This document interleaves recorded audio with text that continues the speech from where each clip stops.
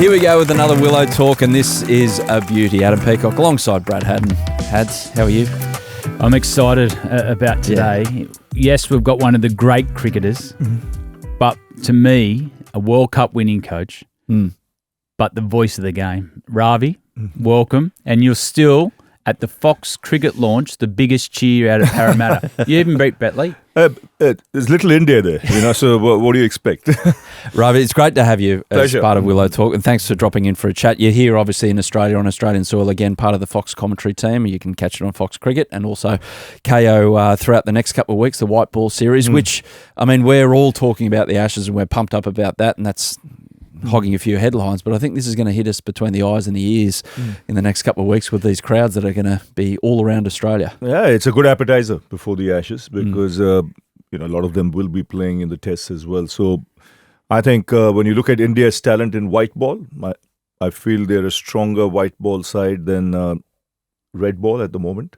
They need some fast bowlers there, but otherwise the talent coming out in especially the shortest format, T20 is terrific. One question I have to ask you off the top. Let's get to this.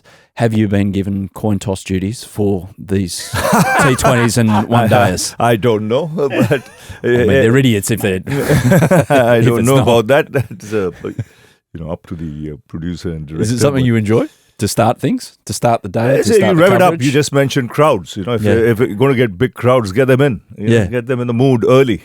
It's brilliant. It's brilliant. You talk about this whiteboard team, but I want to go back to the Test squad in England. Yep.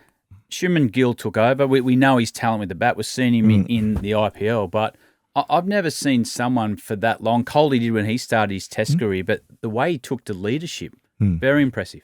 Very impressive. He's very composed. The demeanor is excellent. He might not be as expressive as Virat, but there's some steel inside. And you could see, after the second test or so, he was in control. He wanted to control things out there with the field placing. And then, what I liked the best was the players rallied around him, especially on the last 2 days at the Oval and that final morning, the way they came out and, defended those 36 runs that were needed was, terrific to see. And he's got a different role now. He's come in, he's captain this one-day team. And to me, they're in a really interesting spot with the senior players. I don't want to see Ravi Shastri go. I don't want to see Virat Kohli go. But it looks like a change in the guard. So it's a different leadership model now when you had the big players come back in as well. Totally. Because they're looking at the future. Yep. I think this is what Australia did very well, in the past. They won't wait till a player starts failing. They'll be proactive. Like you saw with Heels and Gill. They were ahead. They knew Dean Jones, Steve Waugh, Mark Waugh. So it's, I think they're looking ahead 2 years from now. And, just seeing the way he captained in that test series, I think he's up for it. He respects both the players. He's, played under both of them. So he knows, how to handle them. There's no question. Is this tour the last we'll see of Virat and also Ravi Shastri in Indian colours on Australian soil? I would imagine, because they're not getting any younger. The World Cup itself is 2 years away. They've retired from 2 formats of the game. So unless there's another white ball series happening in before the World Cup, I can't see them. I think that'll be their last tournament. So you say, like, infusing this current group with the older players, making sure that the timing is right. Is everyone in India okay with the fact that, they've given away the red ball stuff, but they still want to be a part of this? They're not blocking the pathway for... No, they want them to play. They want them because they're giants, man. If you look at what they've done over the last decade in white ball cricket, it's unreal. One, you got the master chaser. And then you got someone who's hit 3 double hundreds in the 50-over format. And they should go out on their terms. On their terms. And I don't think they'll want to hang around. If they're not up to it, if the hunger is not there, the fitness is not there, they'll go. Just like they left Test cricket and T20 cricket. Rav, you've done everything in the game. And there's one position in the game I think you made look cool than anything was coaching. But how do you go about coaching the greats of the game? Virat Kohli, Rohit Sharma, Bumrah. What was your style? Do you challenge them, or is it those guys driving the standards anyway in the environment? You got to challenge them at times, because when you in team sport, you got to pull together. Yeah, you can't go in different directions. So that had to be set very early. That it's we, it's not I. Yeah, India, there's a lot of hero worship. There's a lot of individual records that count. So we said, to hell with all that. It is what the team does. Yeah. How a team victory counts more than anything else. Yeah. You might get hundreds, you might get 500s in the series, but if you lose the series or you don't compete in the series, it's pointless. So once that message was put across, and it started when MS was leading, then everything started falling in place. Even fitness standards had to improve. Yeah. When you looked at Australia, you looked at New Zealand, you looked at England, we were way behind. Yeah. So you had to get up, to compete there. Otherwise you'll be kings in your backyard. Moment you go outside, you'll be smashed. Yeah. So, to be able to compete outside, those levels had to be there. And it had to be collective, not one individual doing it. Yeah. So when you had a captain like Virat leading from the front in that department, the others, wanted to emulate him. Just give us an insight into Virat and his preparation, because I understand he doesn't mind poking his head inside the gym and spending an hour or two down there each day. And unreal. His work ethic's special, Adam. Special. I've never seen anyone like that. But forget the gym. Whether he's got out for zero, I remember him getting out early in Cape Town. And he came to the nets at the Centurion. Then he batted for 45 minutes, then went back in and asked Raghu, a slinger, who can, crank it up at 150, 160 from 16 yards. And he went after Virat. Virat wanted him to come after me on a dodgy pitch. So I was a little worried, as a coach. I said the pitch was a little dodgy. This guy is asking him to go flat out. Yeah. And you got a test match starting in 2 days' time. But he was relentless. And then at the ground, day after day, there's a routine. He will do his warm-ups. He'll do the stretching part of it. Then he'll take 50 catches in the slip court. Then he'll go into the outfield, and do his ground fielding part of it. Then take a knock, and then go in. So the energy, that he would bring to the table day in, day out was unreal. And the preparation.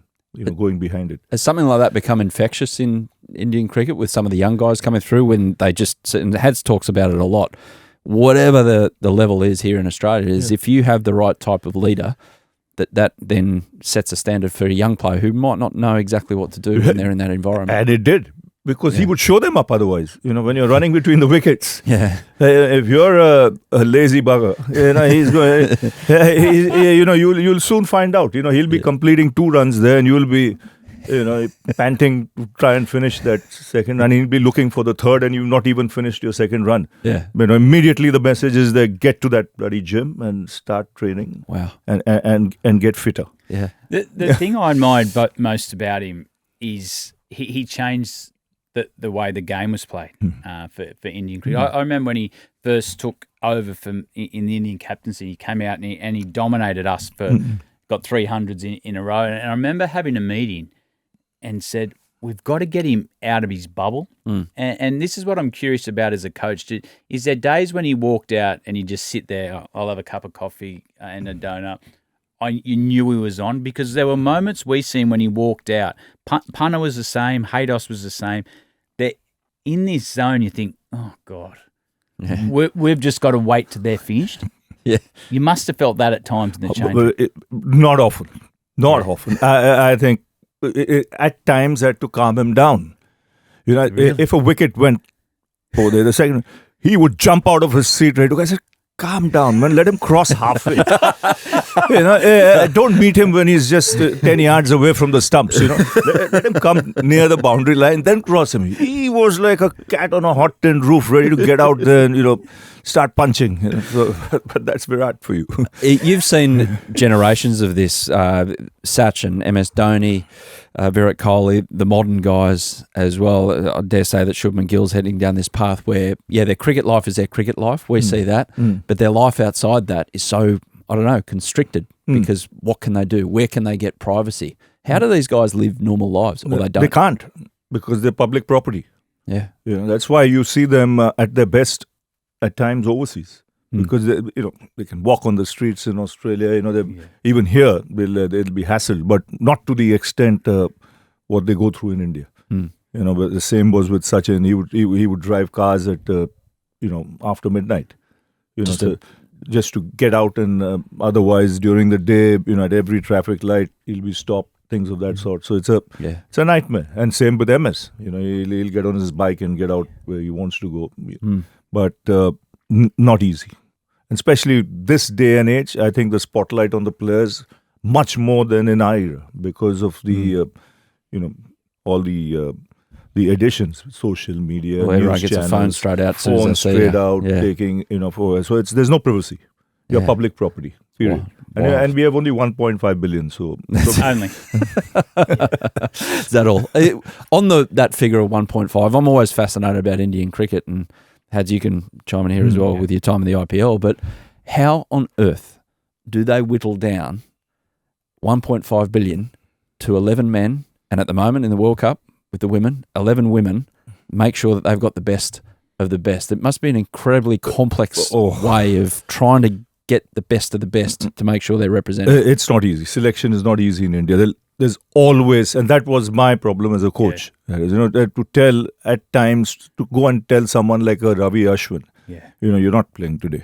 The bloke's got 400 plus sticks, but if the conditions don't suit you, then you want to go in with one spinner. You have to go and tell him. And it was hard, at times because with so much competition, so much talent around, I consider myself lucky. To have played the game, be part of an Indian team, be part of 11, to be part of a 15 that won the World Cup in '83. It's an honor because it's not easy. No. And when you're unknown quantity, it's fine. But to stay on top is the toughest. You make it to the side, and then you suppose you get a good start, then the expectations just go to the roof. They want you to perform day in, day out. They expect it. And that is why, I put Sachin way on top because he set such high standards from the age of 16, 17, 18. He got 100 in Australia. And, being the youngest player to get 100 here at Sydney. Everywhere, every time he went out to bat, they wanted 100. So, it's not easy. And then the expectations, you go through airports, you go through, check into hotels, the people just telling you what you have to do the next day. There are a lot of experts as well floating around. I bet there are. Well, we've got 28 million, I think, experts in worrying about Pat Cummins' back at the moment. There's 1.5 billion wondering what's going on with the Indian selection. So you talk about, obviously, Tendulkar, but youngest get 100 here, but you also nearly ruined the great Shane Warne. Mate. Stopped him before he started. But that's why I can enter Australia anytime, because I gave him so much confidence. He went on, he became a James Bond. He took 707 wickets after that. But you knew there and then the bloke had control. I remember batting with Sachin. Sachin was just waiting to cut or pull. Didn't give him much. Very rarely was he pulled through mid-wicket or cut. He was the control was there. He might not have had the variety which he had later, but the leg break was his stock ball, and it remained his stock ball right till the end of his career. And what I liked was the temperament. In fact, I told him, it won't be long. I remember picking up the Man of the Match award and coming down the stairs, and he was passing by, and I gave him a pat on the shoulder, and I said, "Tough luck, mate, but it won't be long before you take a 5-4, 6-4." And within 8 months, he had taken I think a 6 or 7-4 at the G against the West Indies. Because you knew he had that control and he had a leg break. And working with someone like Shane Warne? You got to work with him behind the mic, that you got to get into the way he thought about the game. That was different to different. anyone. He was a master. It was theatre with him. The way he thought, the mind games he played with the players. And especially when he knew someone is not reading him, or he would be all over him. I mean, he won't finish it off quickly. He's enjoying it. It's like a slow, it's like, he's chewing him, nicely, with warbles, with, flight, making him look like an idiot, and then pouncing on him. And having worked with him in the commentary box, his mind on reading the game, or, being able to predict, being intuitive, knowing what's going to happen, fantastic. And then off the mic, from cricket to porn. Anything. The subjects would change. And you knew, the kind of character he was. It was exhilarating stuff. We miss him today. We really miss him, because you'd have a lot of fun in the box with him. Yeah, he lived. He absolutely lived. There's living life, and there's larger than life is an understatement with Shane Warne. Absolutely. Back to when you transition out of retirement into the afterlife of playing cricket. Did you find that easy? Did you it feels like it was just a natural? Ravi Shastri straight into commentary. I was very lucky. In fact, I was very lucky because, but the moment I finished, I remember Australia were playing a tournament. I don't know if as you were there. It was in Sri Lanka, 94, 95. I just finished in 94, and I went into the commentary box, and there was Ian Chappell, there was Tony Gregg, there was Keith Stackpole, there was. I think Greg might have been there. There was Barry there, Richards, and you were straight into the den. And you learned so much. I mean, very early in my career worked with Richie. So there couldn't have been a better, education. Right through the summer of '96 in England, and then many times in the World Cups and things of that sort. So initially it took some time, but when you work with these kind of guys and you see their work ethics, and you realize one thing very clearly, that it's not a walk in the park. It demands fierce concentration, because there's no second chance. You say something on air, it's gone. Or if you miss something, you miss the bus. The game's moving. So that's one thing you learn. Even with the experience I had, when you saw someone like a Shane Warne, you could see his mind ticking. He's like a captain with he's looking from the top as to, again, it's like his bowling. He wants to come out there. He knows how to set up this batsman. He knows what the captain should do out there. That's great. Yeah, and it's your second language as well. So you've got the hang of it, I reckon. No, that second language for me, commentary became easier because my vocabulary improved in Australia. Coming to Australia, don't use those words that you learn in Australia. You talk about just before leaving players like Ashwin out.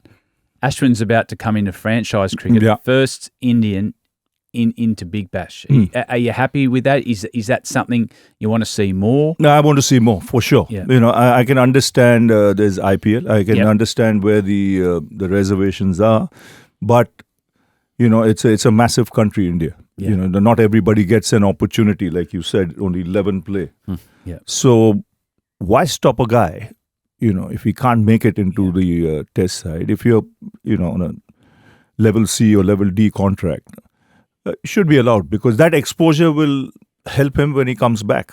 Just like the IPL has helped a lot of young players, because they rub shoulders with top class players. They don't suffer from complexes, or there's no barriers there. They play in front of big crowds, so they handle pressure early. They rub shoulders with big international stars. Some of them are. Adders is there. There's Ponting there. There's Ricky. There is Stephen Fleming there on the other side. So they're both from the coach's point of view, and then international players that play and sit in the same dressing room. It's an education. And for me, there's no better education than going overseas. That, when you're young, that exposure itself, is terrific. It's not just cricket. You learn so many other things in life. How to handle yourself overseas? How can you be an ambassador for your country? Yeah. When you go there. How do you not get distracted in places like London and Sydney and Melbourne? Yeah, it is. And if you want to have a long career, there are certain you watch the others. You watch, learn from. Every time you go there, you learn, because not everyone's the same. A West Indian training method might be different to an Australian training method. Or the lifestyle might be different. The eating habits are different. But you got to get in there and embrace society.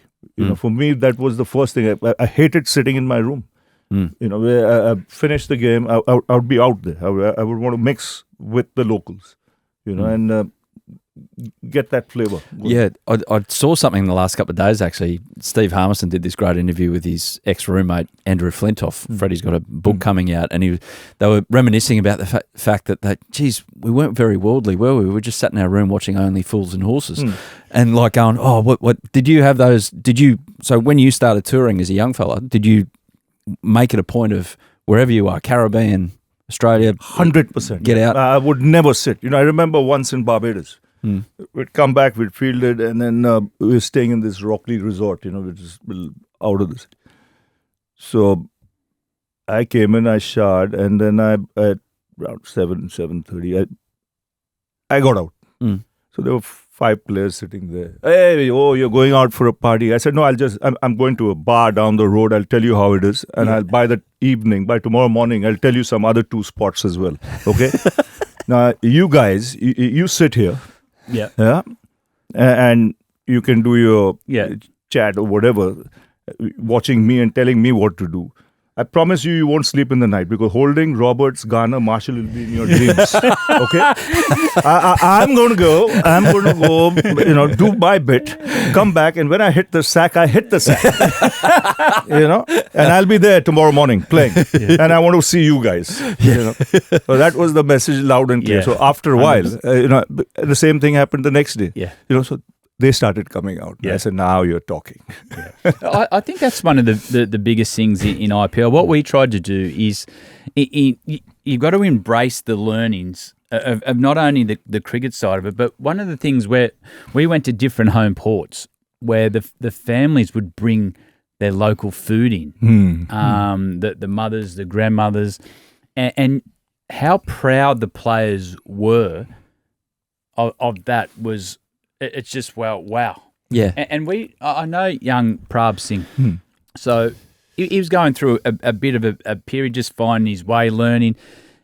His mum brought some food in. The whole team came. He had Ricky there. He had everyone. And you could just see him relax into our environment. He got 5 50s in a row. He went on that heater But it was all about bringing everyone in and getting all our players, not just the Indian players, but the South African players, Sri Lanka, West Indies, of learning a different thing, getting out of your room, get to know your teammates. And then his mind eased, and all of a sudden he went on a heater in the last IPL. But they're important. And I think, going back to Ashwin, I understand about the franchise cricket and India want to keep their players away.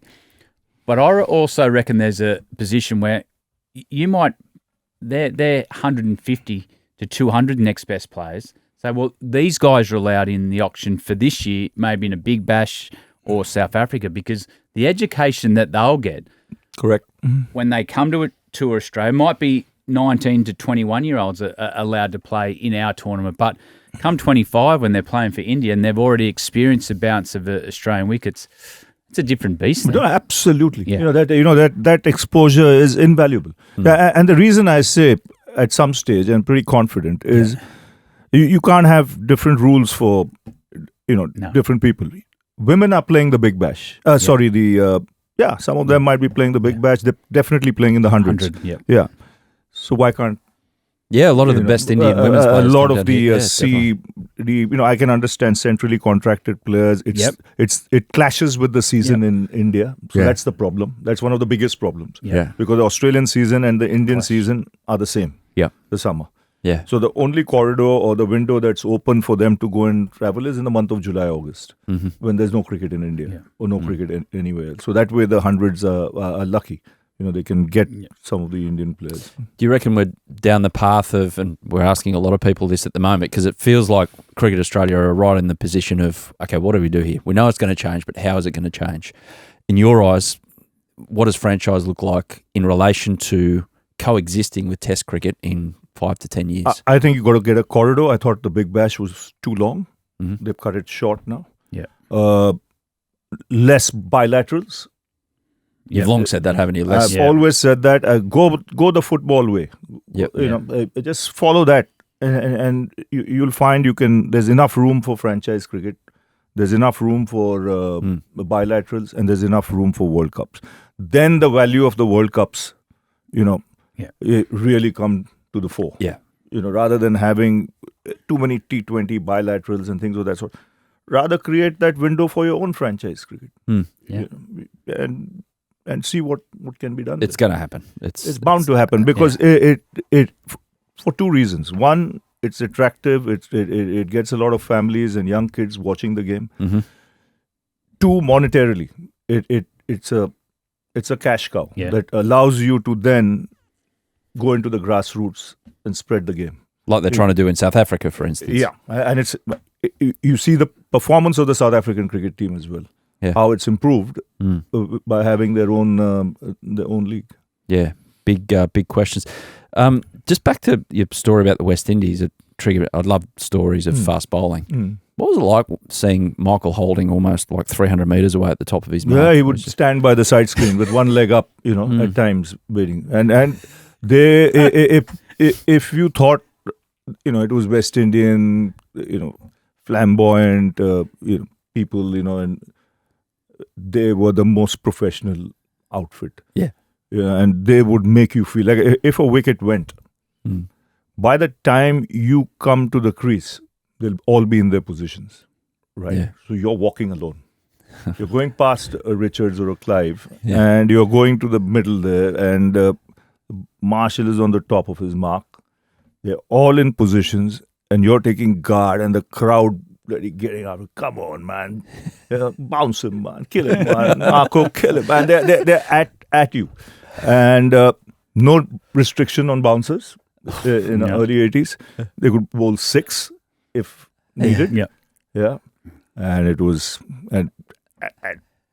you're talking of Roberts, Holding, Marshall and Garner. So change of bowler meant nothing. 67th over, it would be Larry Gomes. And the dancing shoes would come out, everyone. And Richards will roll his arm. 1 or 2 wickets will fall there. Because of that second new ball, coming up. And do you know we had the same fear? But ours was different. You're thinking, we're going to get hurt. But we'd be walking out. Harbhajan would be at one end, Kumble would be at the other. And we're thinking, which way's his ball going? and we had exactly the same fear when we go to India. IPL's helped a bit. You learnt to different techniques, but we'd walk out in test matches early and you think, Huss, what do you think? He goes, good luck. And then you just walk away and you think, what's happening? He goes, I don't know which way the ball's going. Yeah. So we'd have the same fear. Yeah, different type of fear. Different type of fear. Just back to this series, we talk about depth and what it's created, something like the IPL. You look at the one-day squad and there's different names in the T20 squad, but not one of them you go, oh, gee, that's a surprise. What's he doing there type thing? The depth is just extraordinary. For a Jaiswal and a Shreyas Iyer not to be able to get into a T20 side, that explains everything. Yeah. Here they would walk into a lot of sides around the world, but can't make it here. So there's talent, there's competition, and that's why in a way it's good.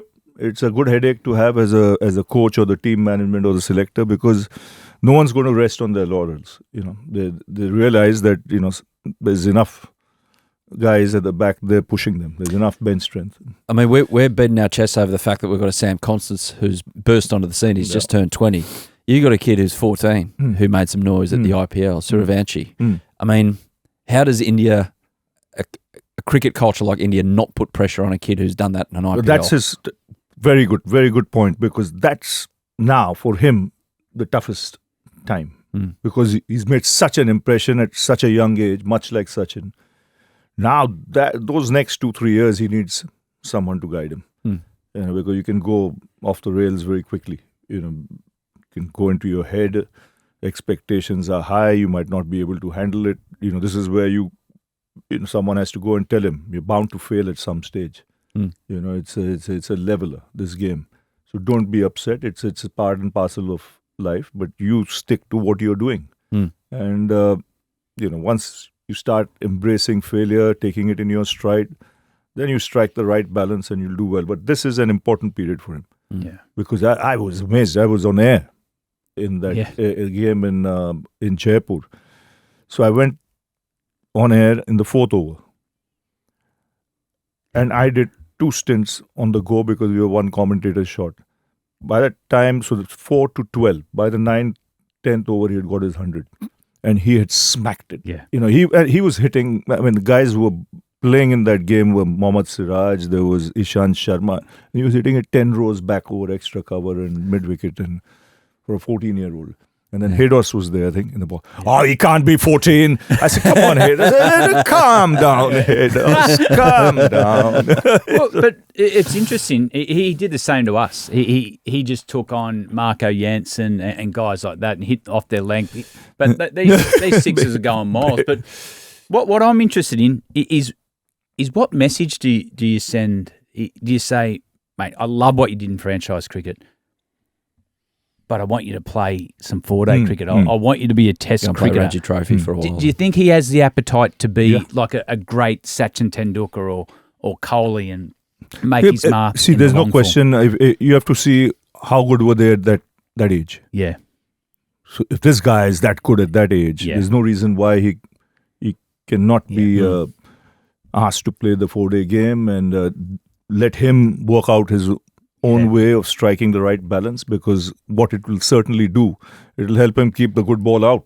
Because you'll have to defend a lot more. You'll have to tighten your technique, which will then help him. Then he'll get the balance of, which bowler to see off and which one to target. Targeting is not a problem. It's already there. It's about keeping the good ones out and just respecting conditions at times. Let's get to some Ashes chat, because you've got the perfect view from the fence, because you can sit on the fence and just watch these two go at each other, because obviously you were over there for England-India, which we were on the fence for, but transfixed. It was a fantastic series with an edge to it. Firstly, do England come with that attitude that they took out of that series? It's like, we're gonna show, chests out, we're gonna be men here, we're gonna not take a backward step. There's something to be said, we're going to say it out there. Do you imagine England come out with that? Yeah, if any side can do it, any England side over the last decade can do it, it's this England side. But you want their fast bowlers fit. They've got pace, raw pace there. Wood and Archer. And then Stokes, if he's fully fit, makes a difference because he's a born leader. And then they've got the firepower. They've got some good talent there. Duckett at the top, Crawley at the top. The tall man might just adjust to the bounce better than... a lot of other players there. There's Brook in the middle order. Root, of course, has a point to prove. He's not got 100 in Australia. He'll be desperate to, finish off on a good note. Could well be, he might, he's still young. He could come back here again, but he'd be desperate to get it. So I think that first 2 test matches are always crucial in Australia. When I came here as a coach with the team, we always lay emphasis on the first and second test. So you got to punch early. If you start going 1 down, 2 down, you had it. Then there's no catch-up time in Australia. You're gone. So, that first test match at the Gabba is where you got to be pumped up. There's no point thinking second test match. So whatever plans you have, ease into the tour. Express it on the first 2 days of the series. Which India did 12 months ago, obviously. Didn't quite work out over the course of the series, but... Yeah, the one thing I reckon you did really well when you were coaching India, Ravi, is it looked like when you came to Australia, you told your players to walk into the fire. Don't sit back. If you see a moment where you can take the game on, because Australia won't wait for you. They'll find a way to beat you down. The crowd will become involved. It can come a long tour, but you've got to walk into the fire to beat this team. You have to. And you got to think wickets. You've got to think 20. A lot of people play the waiting game. You're gone. Australia, you might be hit for a couple of boundaries, but think wickets. See how you can break partnerships and keep hanging in there, and then wait for the opening. But you have to be ready for a scrap. Otherwise, this is the toughest place. They'll be all over you. Does it need some spice, this series? Does it need? Yeah, of course. I think there will be. Yeah, I think there will be. Like I said the other day in Paramara, my one advice to England would be, that 22-yard strip. Yeah. Don't think you can go for a stroll there, right? If you want to go for a stroll or walk in the park, there's Hyde Park in Sydney. You can go there, but don't, because it'll happen again. Yeah, and it's perfectly, to be honest, within the spirit of the game. Yeah, you have no business to go for a stroll. Like I said, there are parks there. You go there. The same with Ravi Ashwin now. When he comes for the big bash, don't get out of the crease. Backing up. Yeah, got a bit taking. That's good for the game. So Pat Cummins, if he does it, like we're all on tenterhooks about this little piece of a fragment of Pat Cummins's lower back, but I'm just looking at the Australian side saying, who is that guy who, the Matt Hayden of the past, him of the past, who didn't mind just having a conversation out there? That they look very nice, the Australian side. Would you say that, or you reckon they've got it deep within them somewhere? Compared to sides of the past, yeah, I would say it's a little different. So and Cummins he's a banker for you. You need Cummins as quickly as possible back there. There's noise that he might not play the first Test match, but that's England's chance. If Cummins is not playing, because having seen him on both the tours I came here as a coach, he's the ultimate competitor. He's at you all the time, whichever spell he bowls. I remember even in that series where we won at the Gabba, at Lahi gave Pujara heaps. Good on him that he stood there and took the knocks, but even in that final spell when Rishabh was going, he just ran in and let them have it. So he becomes a crucial element in this Australian side. Absolutely. Do we think we can see you in the commentary box, mate? 2-2 coming into Sydney, right next to Skull. Call him in. Oh, Skull is a beauty. Well, that'll be great. I've got these on the questions here about your favourite cricketer to commentate at the moment, and also if you had, and not to say you're talking down the ones that you might leave out here, but if you want to have a whole lot of fun sitting there commentating 10 overs of cricket, who are you calling in with you? Oh, there's so many. So many. That's the problem. There's so many around. Skull is it just makes you laugh. He'll come, his research. Yeah. The stories he comes up with. Like the punch he had at Smithy. Smith. Yeah. Within the first 10 minutes of play, he comes out with this story and then just bang. Didn't wait around, did he? It's good. But there's so many, and it depends on the state of the game. Yeah. Sometimes the best of a commentator comes out depending on the state of the game. When it's on a knife's edge or things of that sort, then tactically, you got to have fun. When it's boring, you see someone in the crowd with a big ice cream. Oh, the peg fell off.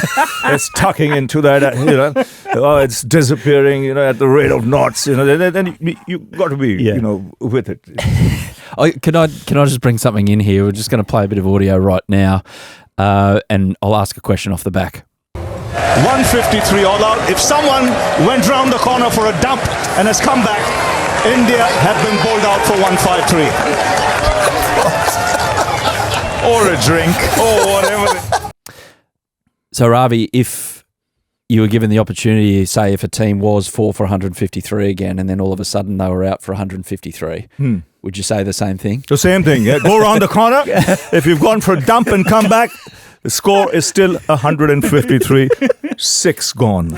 Every person I've showed that to since we've been confirmed that you're coming on in the last week, I've said, have a look at this. Everyone's gone, did he say what? And he goes, yeah, that's Ravi. That's Ravi. You didn't get pulled up on that? What else can I say? Right. I remember commentating with Skull, and you're doing the panel work, and it's on one. The camera's on one. BJ was the host. Yeah.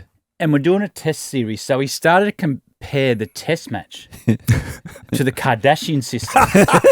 So, you know where your mind's ticking about what to say next. The producer's looking at me, and I'm going, and BJ's just off camera, and they're looking at BJ, and BJ's going, and he sort of finished and looked at us, and BJ goes, "Oh, well, that's a great way to look at it. We'll just go to a break now." We said to Skull, "What?" He said, "Didn't you have a comment for that?" We went, "Mate, I was done." So he compared a test match to the Kardashian system. Lovely. See, what he does, Kerry O'Keefe, he sits there for a few months. He doesn't overtax himself when he's not. Yeah. Like, you're a busy man. You're bouncing around the world. I think Skull sits in his lounge room for 2 months before a test series and just goes, "Yep, okay, yep. I've just had my morning coffee. My mind's open a bit more. Yep, I'll use that. I'll use that." But like you say, research. He's prepared. He's calling blokes in from state cricket 3 months before anyone else is really saying things. But what about a cricketer that you love to commentate at the moment? There are many. There's... in Australia, you see, you look at some other presenters. You worked with Howie.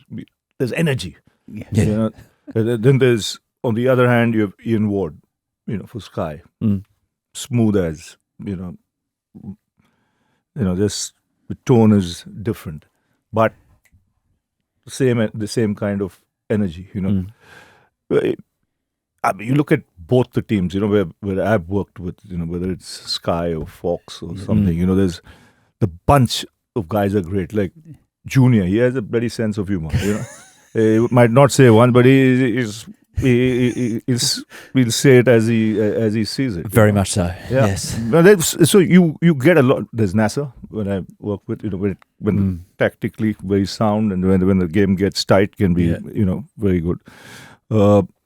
So many, there's Ian Bishop is another guy who comes very well prepared. He does his homework, his research, and then in our team, in our Fox team, they're all characters there. We go for a morning walk, so after commentary is done, Gilly's there. There's Howie there. There's Gilly is there. Gilly might not be around much this year because he's brought out a tequila brand, so he might get up early. And Loza is a commentator as well. He leads the walk, with the wind, against the wind. He's in front. What about the other part of the commentary when you just decide to go for a walk after play by yourself, and then you see the Lord, Ian Botham, at the bar? You think, "Oh no, has he seen me?" And he gets his eye. You've got to be careful. 3 hours later, stuck with the Lord. Great company, but one of the best at the bar. Yeah. You're telling me. Back to the Ashes then. So how can you honestly see it playing out about I think Australia favourites. 60-40 for sure. Even without Paddy? Without Paddy is their best chance. Now, that's why I said the first test will dictate that 60-40 could be the other way. Yeah. After the first test match. So without Paddy, if Australia are allowed to get away, they'll get away. What about if Steve Smith's on 90 and it's late in the day and the test match is gone, it's heading for a draw, and Ben Stokes offers the shake of the hands? No, after 10 runs. After 10 runs. There's going to be a bit of that reminding going on. And all of those things, isn't there, Hads? It's all stored up. You think the crowds will... the crowds here, they don't forget. They'll be the Australian crowd will be very, very helpful to the English. And knowledgeable too. Very knowledgeable. Very knowledgeable. Ravi Shastri, we've really appreciated your time. Thank you for coming in on Willow Talk, and enjoy this white ball series of India, Australia. It should be a beauty. Thanks, Adam. Thanks, Harris. Good to see you, mate. Mate, it's good to see you. It's a pleasure. Yeah, thanks for watching the Willow Talk podcast on YouTube. Don't forget to hit the subscribe button so you don't have to miss an episode wherever you are. And while you're at it, check out these videos up here. They're mostly good.